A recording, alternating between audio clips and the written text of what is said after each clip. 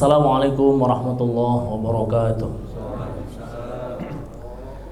Alhamdulillah allazi ja'ala syahr Ramadan syahrul ibadah.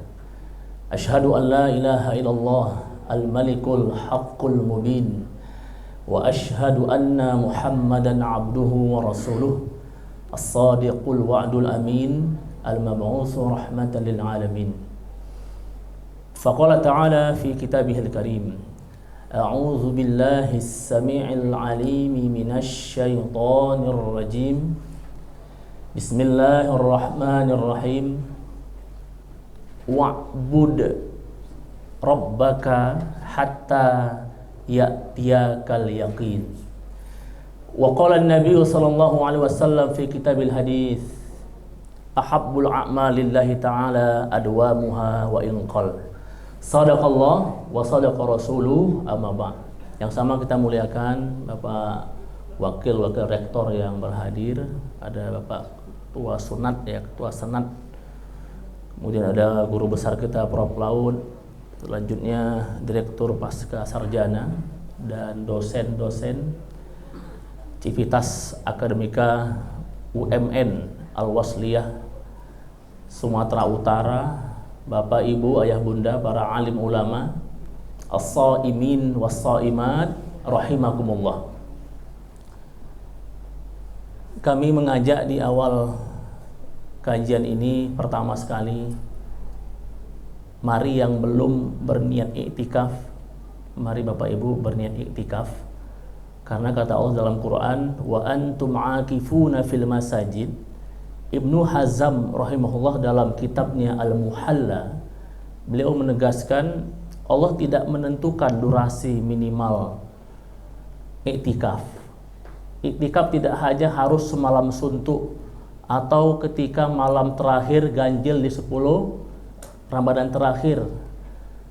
Tetapi kata Imam An-Nawawi rahimahullah dalam kitabnya Majmu' Syarah Al-Muhazzab, beliau katakan durasi iktikaf itu lahzah, sesaat saja. Minimal orang melaksanakan 2 rakaat sholat sunnah, maka sudah dianggap sebagai orang yang beramal iktikaf. Bapak Ibu, mari kita iktikaf. Nawaitu an a'takifa fi hadzal masjid lillahi ta'ala. Sengaja aku niat iktikaf di masjid ini karena Allah Ta'ala. Maka mari kita tradisikan setiap kali masuk masjid, selain membaca doa khusus Allahumma gfirli zunubi waftahli abwaba rahmatik, langsung niatkan di hati kita, sengaja aku niat iktikaf di masjid Allah Subhanahu wa taala. Ini penting, begitulah Bapak Ibu cara kita beramal ya. Harus ada ilmunya agar amal kita bisa berlipat-lipat. Yang kedua, hadirin wal hadirat as-shaimin was-shaimat Allah adalah mari kita luruskan sekaligus perbaharui niat kehadiran kita ke rumah Allah ini. Pastikan di hati kita hanya limardhatillah wa litaqarrub ilallah. Hadir kita ke rumah Allah ini semata-mata adalah mengharap ridho Allah Subhanahu wa taala dan taqarrub, mendekatkan diri kepadanya. Penting kami sampaikan, saling kita mengingatkan agar setiap detik kebersamaan kita di rumah Allah ini, semua fasilitas yang kita habiskan, setiap ayunan langkah kaki dari ruang-ruang kelas dari kantor menuju rumah Allah ini, semuanya benar-benar bernilai ibadah di sisi Allah Subhanahu wa taala, sekaligus sebagai asbab penyebab Allah semakin sayang kepada kita. Kemudian Allah gugurkan dosa-dosa kita, Allah semakin luaskan rezeki halal kita, Allah semakin panjangkan usia berkah kita, dan pada gilirannya Allah semakin mudahkan jalan kita menuju surga Allah Subhanahu wa taala. Bapak Ibu, bukankah Nabi kita yang memberikan kabar gembira ini lewat sabdanya, kullu khutuwatin yakhtuha ila shalah, setiap langkah kaki menuju tempat sholat, yuktabu lahu biha hasanah, Allah akan catat dengan kebaikan, wa yumha anhu biha sayi'ah, pada saat yang sama Allah juga gugurkan dosa-dosa kita. Maka tidak ada yang kita harapkan selain sebentar lagi kita keluar dari pintu-pintu masjid ini, keluar pula lah dosa-dosa dalam diri kita. Amin ya rabbal alamin. As-shaimin was-shaimat rahimakumullah. Bukankah kita juga yang hadir ini, masjid sebagai epicentrum peradaban, sebagai wadah pemersatu umat, sebagai ajang silaturahim. Nabi mengatakan, man sarrahu ayyubsatu lahu fi rizqih. Siapa yang ingin diluaskan rezeki halalnya, wa an yunsha'alahu fi asarih, dan siapa pula yang usianya berkah, panjang usianya, panjang pula amal ibadahnya. Maka kata Nabi, falyasil rahimah, eratkan ukhuwah Islamiyah kita. Mungkin masih ada di antara kita yang SKT, ya Pak. SKT itu rupanya pakai bahasa Arab, sakata, diam-diaman. Tengoknya kawan bagus karirnya, cepat naik dia dari dosen biasa tiba-tiba jadi pembantu rektor pula, ya kan? Maka masjid inilah sebagai pemersatu hati kita. Jangan sampai di antara kita ada yang SMS, suka melihat orang senang, saya ulangi, suka melihat orang susah, susah pula melihat. Waduh, na'udzubillah, kata Nabi ada dua nih. Pertama disebut dengan musyahin, luar biasa nih, hati-hati Bapak Ibu. Musyahin ini orang yang saling bermusuhan, tidak akan dapat ampunan walaupun di bulan diturunkannya ampunan ini. Kata Nabi di hadis yang lain, biarkan mereka, tinggalkan mereka berdua sampai mereka selesai berdamai. Yang kedua, Nabi juga mengingatkan ada kata-kata muflis, bangkrut, pailit di negeri akhirat. Kita bawa pahala sholat kita, pahala iktikaf kita, pahala siam, qiyam, tilawah, sedekah.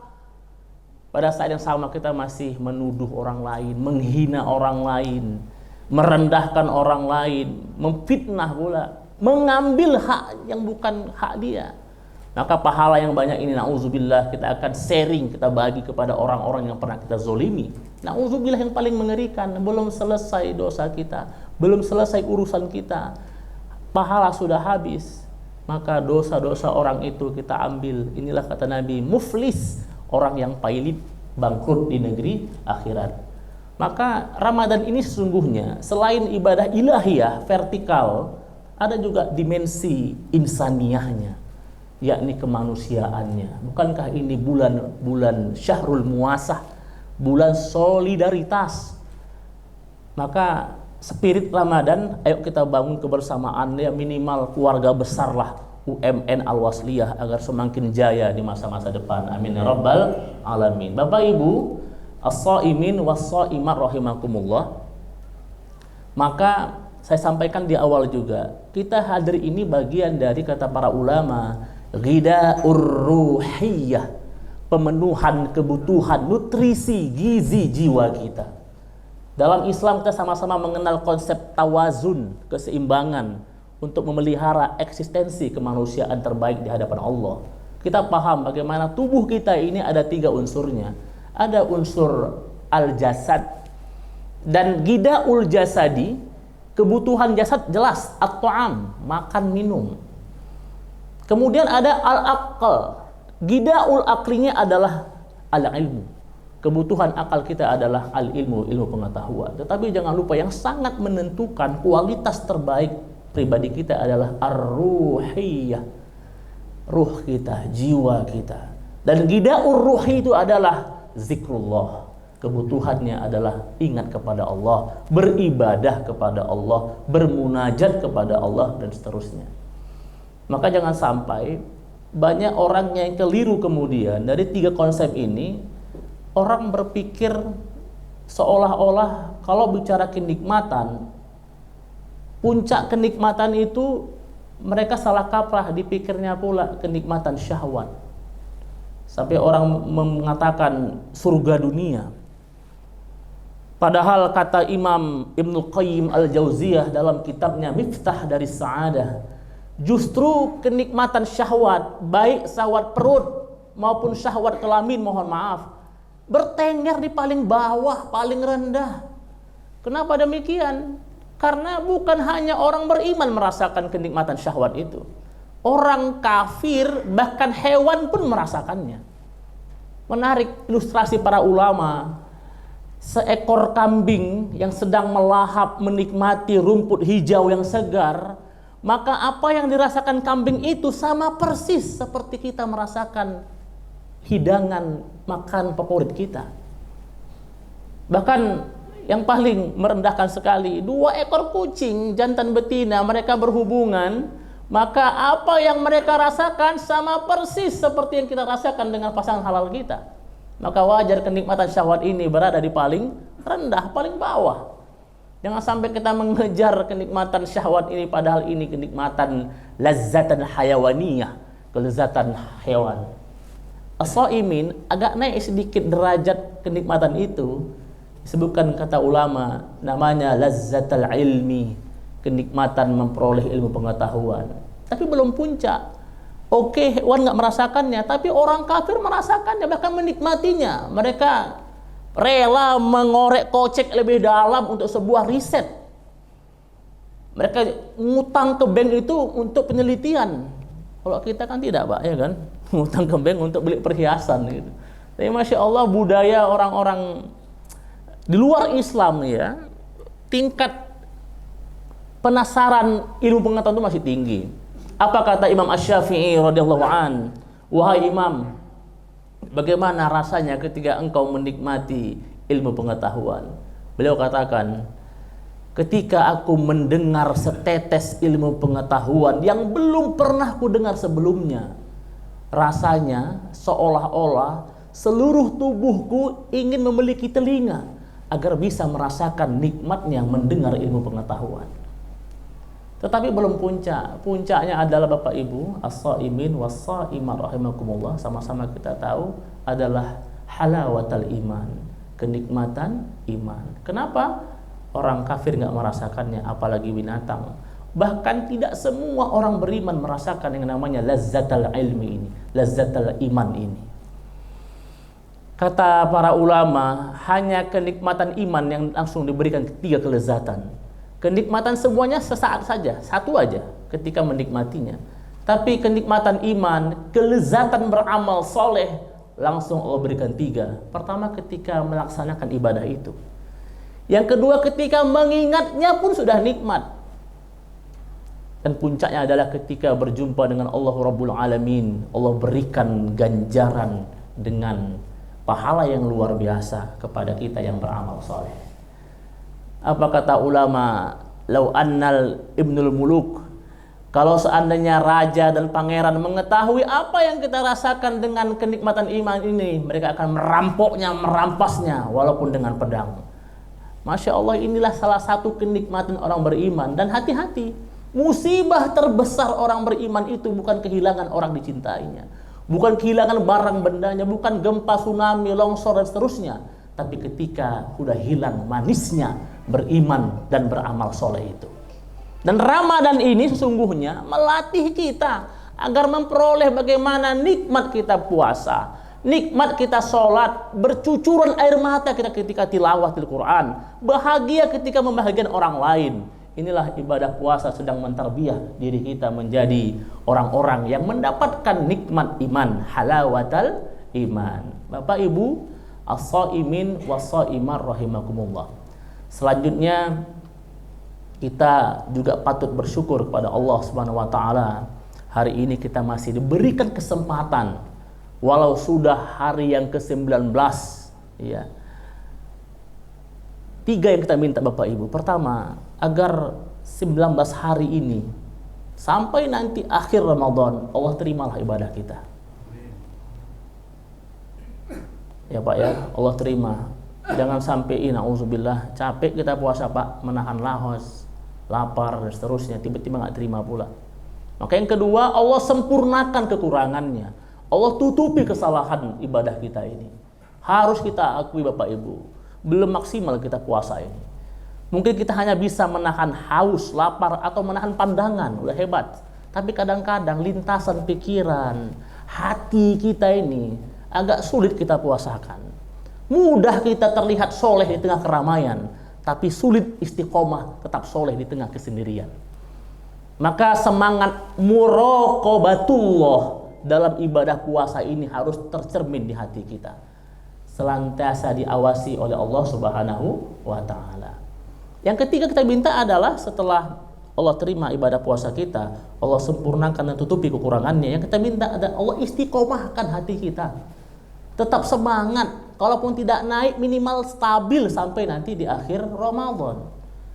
Bapak Ibu, penting kita saling mengingatkan, karena ibadah itu selain ditentukan dari niatnya, hafal kita hadisnya Bu ya, innamal a'malu binniyat. Tapi jangan lupa, hampir sama redaksinya, amal juga sangat tergantung di akhirnya. Innamal a'malu bil khawatim. Kata Nabi, amal juga sangat tergantung di akhirnya. Maka kita minta istiqomah kepada Allah.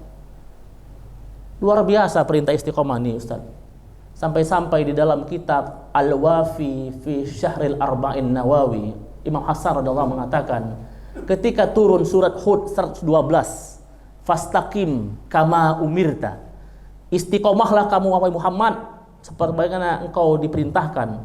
Langsung Bapak Ibu beruban rambut Rasul, saking beratnya perintah ini. Maka kata ulama, tidak ada perintah dalam Quran yang lebih berat dibandingkan perintah untuk istiqomah. Sampai-sampai Sufyan bin Abdillah As-Saqafi radhiyallahu an, salah seorang sahabat Nabi, bertanya kepada Nabi, wahai Nabi, aku bertanya sebuah perkara pokok agama yang tidak akan kutanyakan kepada selainmu. Betapa pentingnya. Nabi mengatakan, qul amantu billah summastaqim. Setelah engkau beriman, istiqomahlah. Bapak Ibu, bicara istiqomah ini luar biasa. Walaupun kita sudah berikrar istiqomah, tapi kata Nabi, istaqimu walan tuhsu. Istiqomahlah kamu, berjuang untuk istiqomah, walan tuhsu, walaupun kalian tidak akan pernah sampai istiqomah secara sempurna. Persis seperti orang yang berjalan meniti pematang sawah, kecil di jalannya Pak, licin pula, berlumpur. Kita jalan hati-hati, udah hati-hati kadang-kadang pun terperosok ke bawah. Pertanyaannya, apakah kita masih terus berkubang dalam lumpur itu? Kita harus bangkit, berjalan terus sampai di finish, sampai di seberangnya, sampai di ujungnya, sampai tujuan kita. Begitulah istiqomah kita. Makanya kata Nabi, istiqomah itu sa'ata wa sa'ah, bertahap. Kalaupun di dalam istiqomah itu bermasalah, ditutup dengan kata Allah, fastaqimu ilaihi wastaghfiruh. Istiqomahlah kalian kepadaku. Tetapi kalaupun bermasalah dalam perjuangan istiqomah, minta ampunlah untuk menutupi kekurangannya. Bapak Ibu rahmati Allah, maka kita bicara bukan istiqomah hari ini. Bagaimana kita bicara meningkatkan level cara ibadah kita kepada Allah Subhanahu wa taala. Menarik apa yang terdapat di dalam kitab Nasaihul Ibad Asy-Syaikh An-Nawawi Al-Bantani, seorang ulama Nusantara yang pernah menjadi imam besar di Masjidil Haram. Beliau menukil perkataan Abu Bakar As-Siddiq radhiyallahu an. Ternyata ada 3 motif orang beribadah itu. Yang pertama, kata Abu Bakar As-Siddiq, orang mau beribadah, baru mau beribadah lantaran ada rasa khauf, yakni takut kepada Allah. Dia takut hidupnya sempit, takut hidupnya melarat, takut azab kubur, dan puncaknya takut kepada neraka, baru kemudian mau beribadah. Apakah dibenarkan? Benar, nggak masalah, tapi levelnya masih rendah. Ini mentalnya seperti mental budak, diancam, dikasih peringatan, baru kemudian mau bekerja. Yang kedua, agak naik sedikit levelnya, orang beribadah itu ada rasanya roja. Ya Bu, bukan rujak ya Bu. Ini puasa kan Pak, terbayang rujak Pak. Lagi rujak kolam deli, masih ada rujak kolam deli itu. Rojak, apa itu Bu?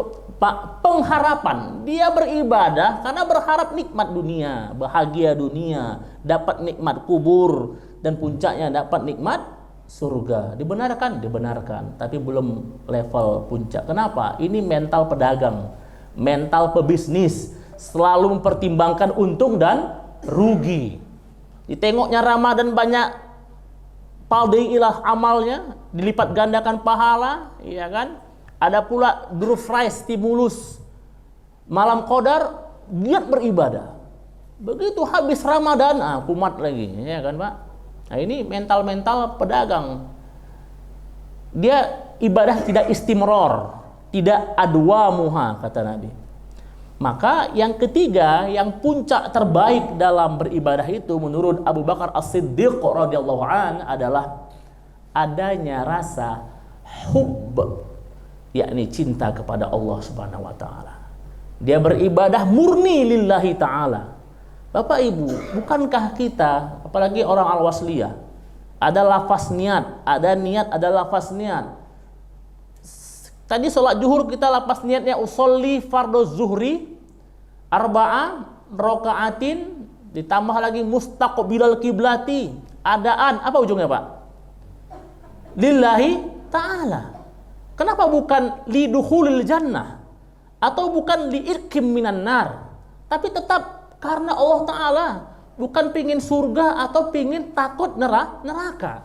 Ini pelajaran sederhana sebenarnya. Maka apa kata Sufiyah yang bergelar The Mother of the Grand Master, Robiatul Adawiyah? Beliau mengajarkan kepada kita bahwa ibadah itu tanpa balasan.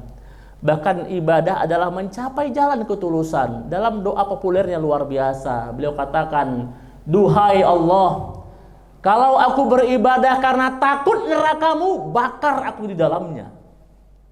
Kita nggak berani tuh Pak, ya kan? Kalau aku beribadah karena pingin surgamu, jangan masukkan aku ke dalamnya. Tapi ketika aku beribadah hanya engkau semata, jangan sembunyikan dariku keindahan abadimu. Luar biasa Pak.